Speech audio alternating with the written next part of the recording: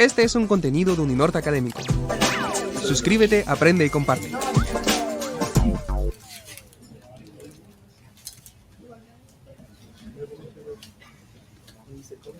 Bueno, buenos días a todos los presentes. El día de hoy, el Observatorio de Condiciones Socioeconómicas del Atlántico, OCSA, les da la bienvenida a la 17ª jornada académica, en donde en esta ocasión estaremos abordando la temática de desigualdades socioeconómicas en Colombia y en la región Caribe.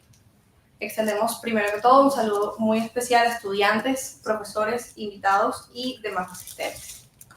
Para empezar, vamos a dar la bienvenida a Andrés Vargas, director del Departamento de Economía, para las palabras de bienvenida.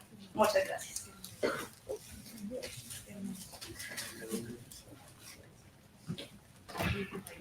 Buenos días. Buenos días. Me place mucho estar aquí en este momento dando las palabras de apertura de la jornada académica del Observatorio de Condiciones Socioeconómicas del Atlántico, que nos convoca hoy con un tema de la máxima importancia. Ustedes pues, han sido testigos de todo el acontecer político en nuestro país en los últimos años y el tema de desigualdad de distribución está pues, en el centro de la agenda, ¿sí? Me tomaré el atrevimiento de leer un par de palabras que escribí para este momento, y es: el estudio de la distribución y por ende de la desigualdad ha vuelto a ocupar un lugar destacado en las preocupaciones de la disciplina económica. El énfasis en la eficiencia nos llevó a tomar una distancia imprudente e infundada respecto a las implicaciones distributivas de las asignaciones económicas, alejándonos al mismo tiempo de las apremiantes demandas que hace una sociedad que tolera cada vez menos las enormes brechas entre unos y otros. Queremos igualdad, ¿pero igualdad de qué? Amartya Sen ha expuesto de manera brillante en sus trabajos cómo toda teoría normativa de justicia social demanda igualdad de algo, o de ingresos, o de libertades, o de tratamientos y derechos, o de oportunidades, o de capacidades, en fin. Así, el estudio de la desigualdad trasciende los aspectos técnicos de la medición y de la presentación de los hechos y la formulación de hipótesis para explicarlos, pues nos obliga a preguntarnos por la justicia de nuestro arreglo social y económico. Son preguntas difíciles, pero para eso estamos acá. Para eso son estas jornadas, para motivar nuestra curiosidad, para invitarnos a pensar y proponer. Que sea pues esta una jornada estimulante que nos lleve a ocuparnos de uno de los desafíos más difíciles de nuestra sociedad. Entonces, con esto dicho, doy la bienvenida a nuestros conferencistas del día de hoy y a todos ustedes. Espero que esto sea pues una jornada muy enriquecedora. Gracias.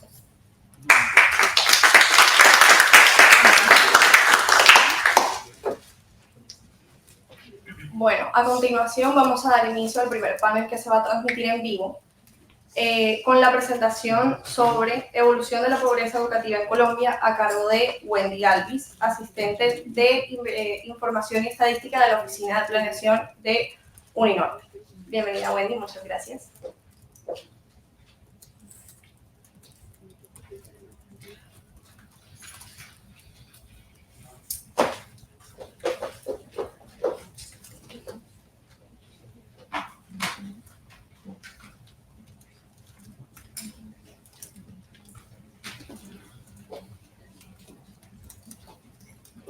Hola, buenos días a todos. Es un gusto para mí estar aquí compartiéndoles una parte de mi trabajo titulado Evolución de la pobreza educativa en Colombia. Fue el trabajo que hice para graduarme hace ya 5 años, lleva su tiempo este trabajo, pero bueno, quisiera compartirles un poco de lo que ha sido todo esto. A modo de introducción, quisiera comentarles un poco cuál fue la motivación que tuve para realizar este trabajo. Y fue que yo estaba muy interesada en los temas de calidad económica. ¿Por qué? Porque a pesar de que notaba que ha habido un cambio significativo en la cobertura de la educación, sí era evidente para mí que todavía había falencias en cuanto a calidad.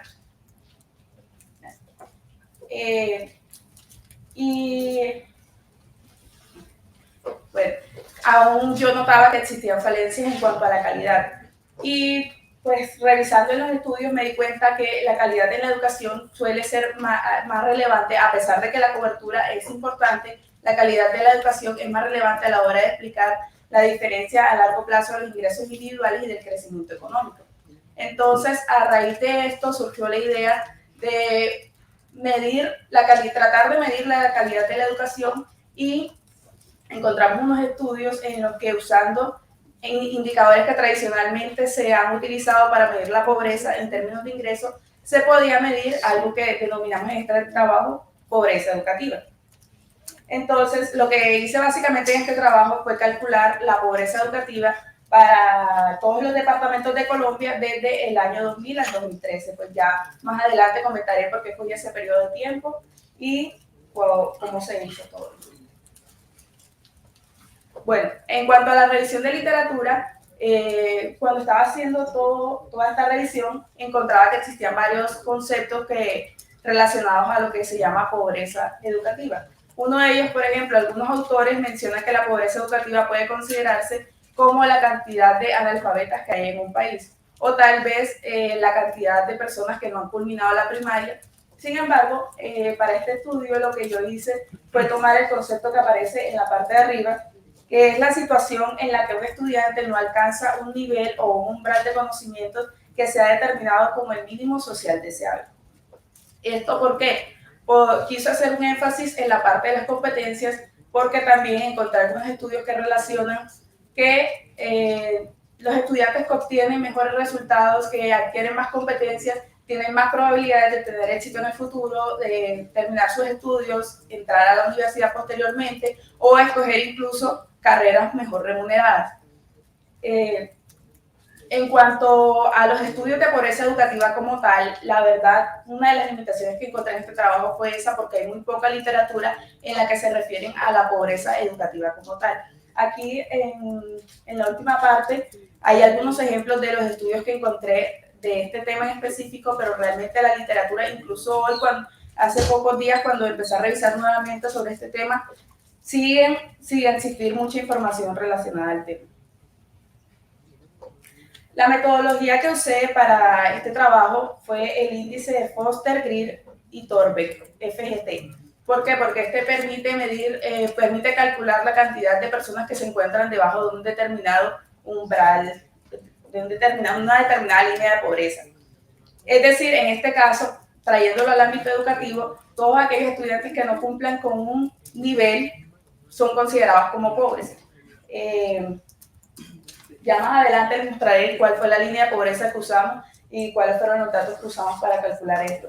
Aquí puedo notar que el indicador tiene una forma diferente dependiendo del exponente que tenga.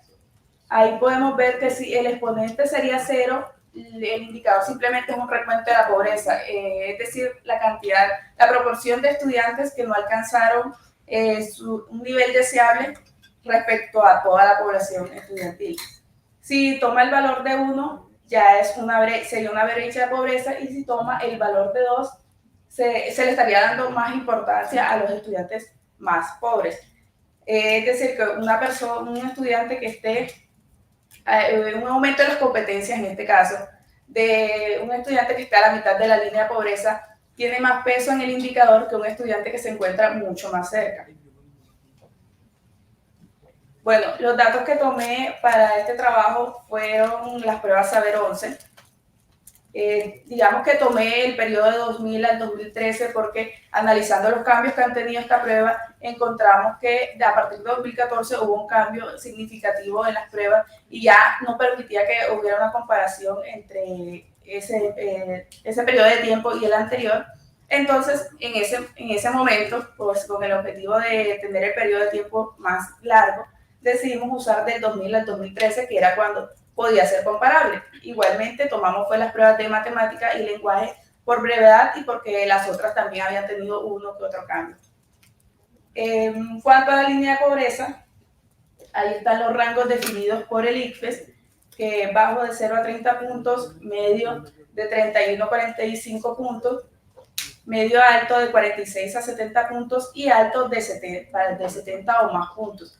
En este caso nosotros elegimos una línea de pobreza de 45 puntos. ¿Por qué? porque el nivel medio-bajo es definido por el ICFES como ese nivel en el que los estudiantes adquirieron un conocimiento básico pero aún tienen falencias en el área. Entonces, por eso nos quedamos con esa línea de pobreza de 45 puntos. Bueno, ya como tal de los resultados, como les mencioné antes, fueron los resultados para las pruebas de matemática y lenguaje. Entonces, vemos que ha habido bastantes fluctuaciones en el indicador. Sin embargo, el índice para la prueba de matemáticas suele ser más alto que para la prueba de lenguaje. Aunque en los últimos años, pues ya acercándonos al 2013, digamos que hay un cierto acercamiento ahí que permite decir que en ese momento estaban como ya en un nivel un poco más similar. Ahora, también quise, usando, como les comenté antes, el exponente cero, que simplemente es una proporción de la cantidad de estudiantes que se consideran como pobres, es decir, los que no han alcanzado las competencias básicas, de acuerdo al nivel que nosotros elegimos.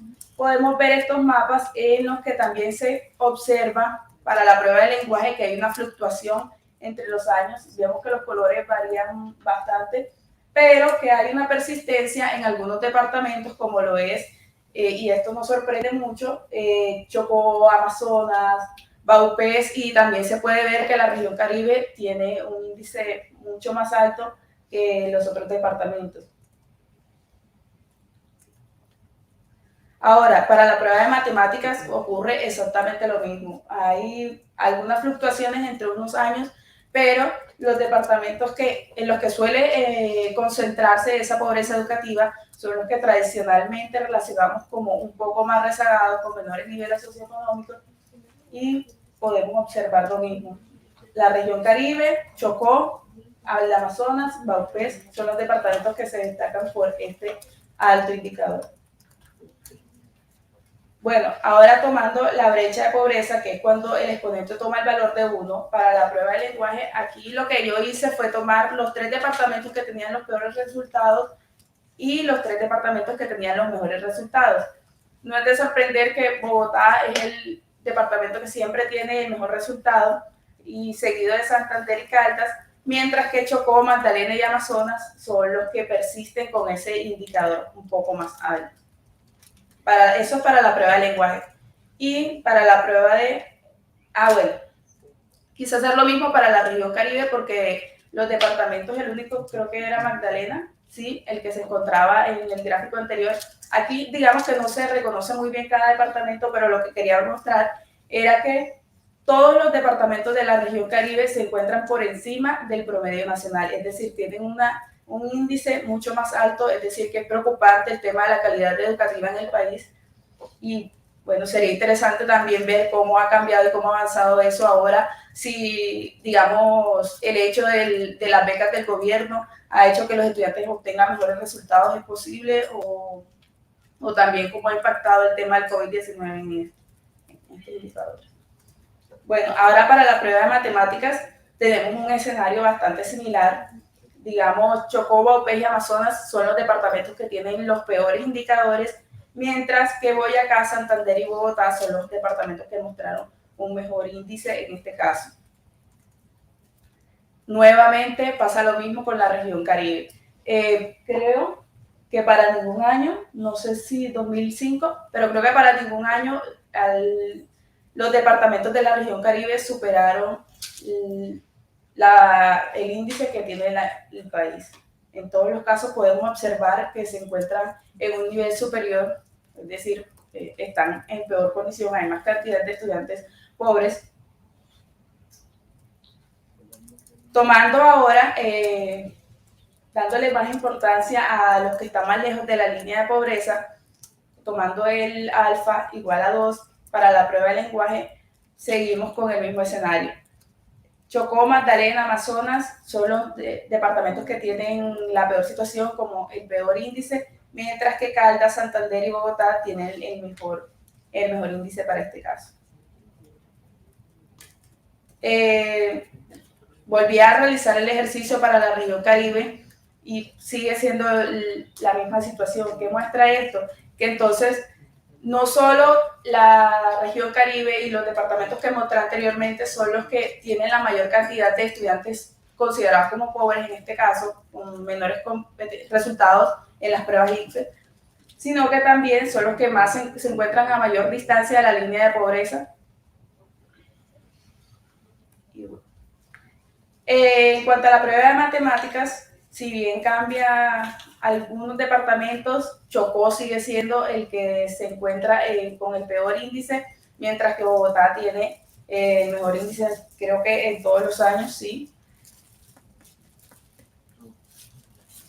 Nuevamente, el mismo ejercicio para la región Caribe. Sigue sin ser alentador este resultado, porque podemos ver que en todos los casos prácticamente todos los departamentos superan al promedio del país. Los únicos que están más o menos cerca serían el Atlántico y Sucre. Y bueno, ya para finalizar podemos concluir que lo que más se puede observar en este trabajo es que hay algunos departamentos que se encuentran realmente rezagados con respecto, por ejemplo, a Bogotá, Santander, que son los que encontramos con el mejor índice.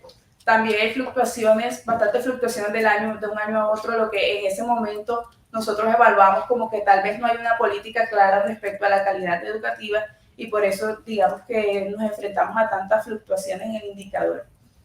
Y pues finalmente destaco que este trabajo fue un aporte en cuanto al tema de calidad educativa en el país, pues ofreció una alternativa que no se había evaluado antes y que sería interesante observar cómo ha ido evolucionando eso y de pronto también tratar de entender por qué se dan esas condiciones. Muchas gracias.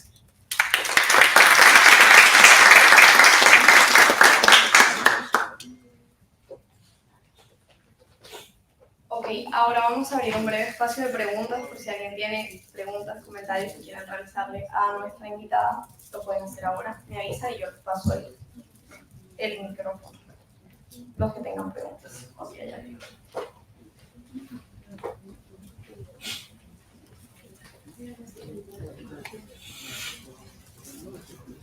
Gracias. Bueno, dos preguntas. Sí. Primero que nada quisiera que pudieras explicar un poco más el alfa que mostrabas y cómo entraba en el indicador. Y la segunda parte, digamos que sé que el trabajo lo realizaste hasta 2013, pero ¿qué pasaría si, por ejemplo, se hubieran tomado los resultados globales de las pruebas ICFES, teniendo en cuenta estas becas del gobierno otorgadas, la Serpilo-Paga, ya que, por ejemplo, un estudiante pudo no haberse desempeñado correctamente en uno de esos factores, pero globalmente pudo haber pasado el umbral. Es decir, en ese caso puede no considerarse pobre con respecto a la educación o a la medida que trataste de armar, e igual sigue teniendo en una de estas materias, no sé, puede seguir teniendo falencias. Ok. Bueno, lo que pasa es que digamos que nosotros no tomamos el resultado global y quisimos tomar el resultado de unas pruebas en específico por el tema de la comparabilidad. Hubo algunos cambios, creo que fue en ciencias sociales, pasó a llamarse otra prueba, integraron varias pruebas. Las únicas que mantenían como que la misma estructura era la prueba de lenguaje y la de matemáticas. Por eso hacía difícil que nosotros comparáramos el resultado global, porque digamos que no iba a ser confiable el resultado que íbamos a obtener a partir de ahí. No sabíamos si en realidad eso podía ser comparable o no podía ser comparable, porque incluso las pruebas tenían un nombre diferente. Entonces, por esa parte no pudimos tomarla ahí. Y en cuanto al alfa, bueno, ahí tenemos la fórmula. Si el alfa toma el valor de 0, todo lo que se eleva a 0 es igual a 1. Entonces, básicamente la fórmula se reduciría a la cantidad de estudiantes pobres sobre el total de la población. Digamos, porque eso es un recuento sería un recuento de 1, 1, 1 sobre, que sería la cantidad de estudiantes pobres sobre el total de la población que accede a educación para este caso. Si es igual a 1, ya el indicador quedaría tal cual como se ve ahí. O sea, simplemente con el exponente igual a 1. Y lo que quiere mostrar, lo que muestra es como la distancia a la que se encuentran los estudiantes de esa línea de pobreza. Es decir, cuánto tendría que contribuir en promedio cada estudiante para superar esa línea de pobreza. Algo así es lo que quiere mostrar. Y si es igual a 2, digamos que se da una ponderación mayor a los estudiantes más pobres, es decir, a los que se encuentran en condición de pobreza, que es la segunda parte de la ecuación. Listo.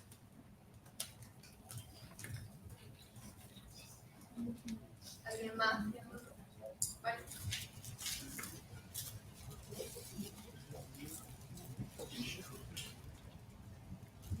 Quería preguntar, en los periodos que digamos que todos los departamentos empeoran el desempeño, ¿eso baja el nivel, digamos, de pobreza? O sea, Ok. estamos todos peor, pero entonces hay menos diferencia. O sea, somos desiguales, pero pobres o peores. No, siempre que exista un alto índice o sea que el resultado de mayor vamos a estar en una condición peor, aun cuando haya un poco de convergencia entre algunos, no sé a cuál gráfico te refieres en específico, a cualquier. No, cualquiera que digamos, hayan empeorado el desempeño de todos. Pero hay menos diferencia entre ellos. Pues yo considero siempre que haya un índice alto, vamos a estar en una mala situación a pesar de que haya convergencia. Ideal sería que, digamos, departamentos como el Chocó converjan con Bogotá. Eso sería excelente, más no que Bogotá suba al nivel de lo que se encuentra en Chocó. La idea es que vayamos a un escenario que sea un poco mejor. Entonces, digamos que a pesar de que disminuya la desigualdad en ese caso, para mí es bueno solo si baja el índice como tal. Primero que baje el índice y pues nos acerquemos, pero con un mejor índice. Pero el punto de referencia es absoluto. La línea Sí. de pobreza es absoluta. Sí, 45 puntos. De mejor.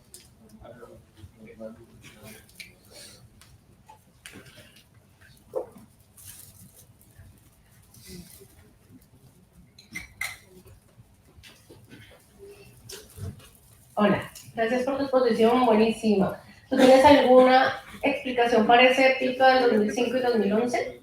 Es decir, ¿tuvieron alguna cosa, como mira, aumentó la pobreza por alguna cosa particular? No, digamos que esa fue una de las como que cosas que quedaron, digamos, pendientes que se pudieron haber hecho en el trabajo, pues también por el tiempo y por los alcances de que no pudimos de pronto determinar a qué se debieron esos picos que sí en varios, usando cualquier alfa, normalmente se vieron esos picos en algunos años. Tratamos de hacer una descomposición en la que veíamos qué pesaba más en el índice, si era el crecimiento o el cambio en la desigualdad. Sin embargo, los resultados no fueron significativos, por eso tampoco lo mostré en este trabajo, pero lastimosamente eso sería algo que tendríamos que revisar a futuro, porque se dieron esas diferencias.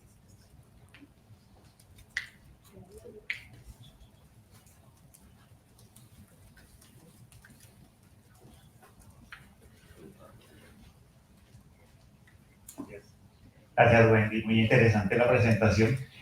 Yo más que preguntas te tenía un comentario y es que la metodología resulta bien interesante en el aspecto descriptivo, pero yo considero que no deberías casarte, pues, si vuelves a la tablita de los rangos, casarte con que la pobreza solamente es de 45 puntos para abajo.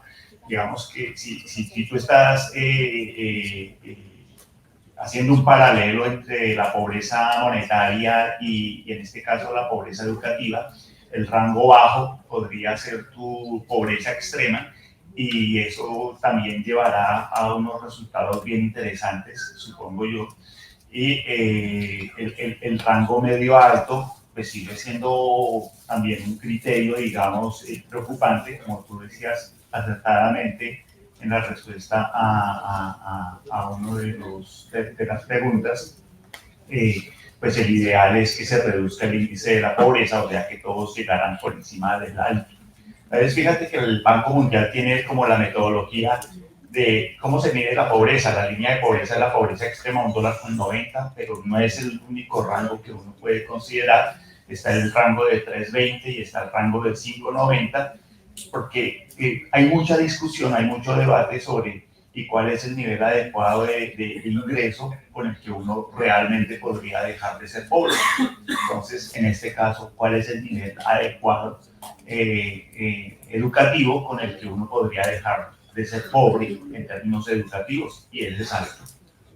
Así Entonces, es. creo que ofrece bastante espacio para seguirlo trabajando y para actualizar los datos al día de hoy. Sí, así es. Sería interesante, exacto, plantear varios escenarios y ver cómo son los resultados, si varían algo, si se toma una línea de pobreza distinta.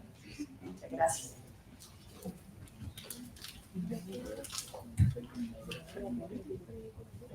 Gracias, Wendy, por la presentación. Muy interesante el trabajo. Yo iba a preguntar sobre la actualización, pero creo que de acuerdo con lo que estás planteando, digamos, por problemas de comparabilidad en adelante, no pudiera no decir, vamos a seguir trabajando de 14 hasta la actualidad. Pero podría pensarse en, digamos, otro trabajo con los nuevos datos, con las nuevas, digamos, pruebas, olvidándonos de 2013 hacia atrás, y hacer, digamos, un estudio actualizado siguiendo la metodología.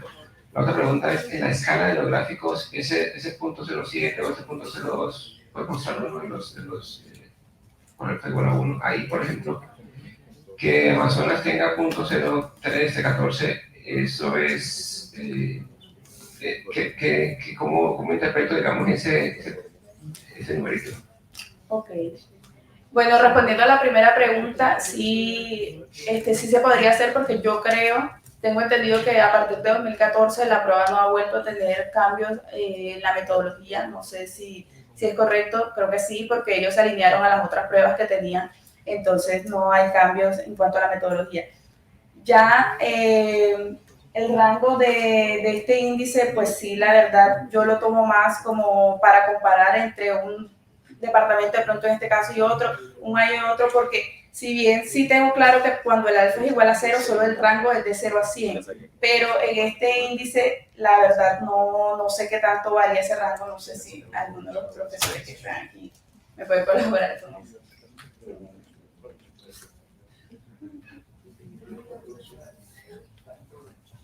El numerito, o sea, ¿cómo se interpreta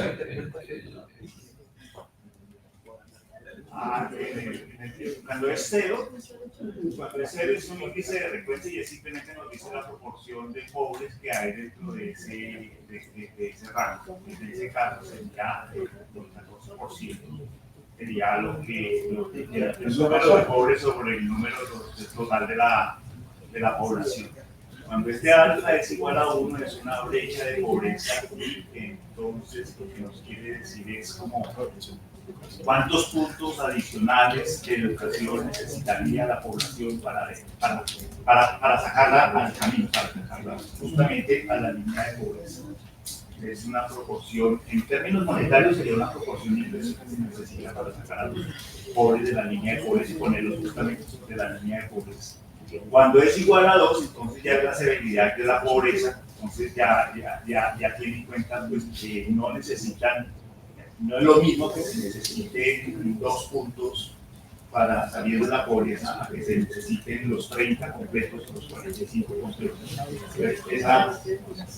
Esa desigualdad dentro de la pobreza tiene más peso cuando el alfa es igual a 2.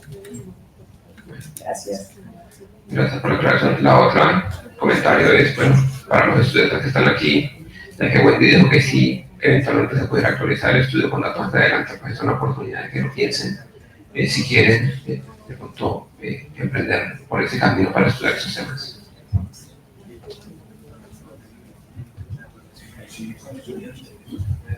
Bueno, tenemos espacio para una última pregunta o comentario, no sé si alguien lo quiera aprovechar. Okay.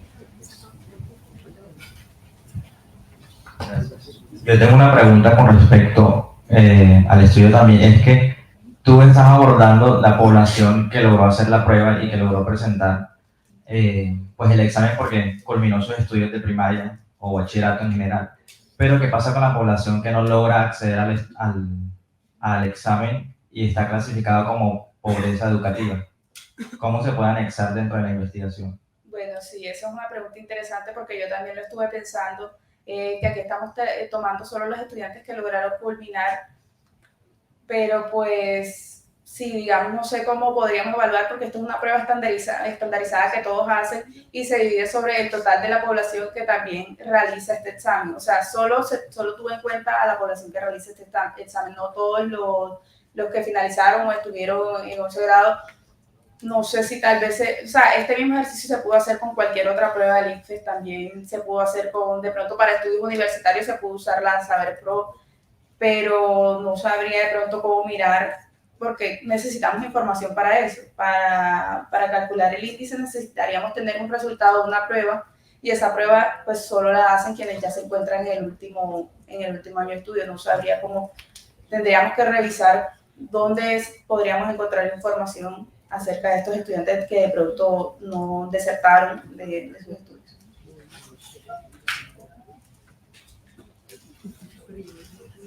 Muchas gracias.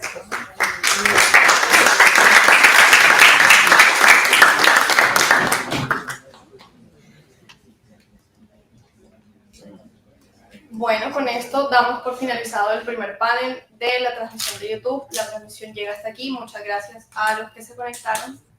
Vamos a esperar unos minutos para seguir con la siguiente parte de nuestra jornada del día de hoy. Muchas gracias. Explora más contenidos de tu interés. No olvides suscribirte a nuestro canal.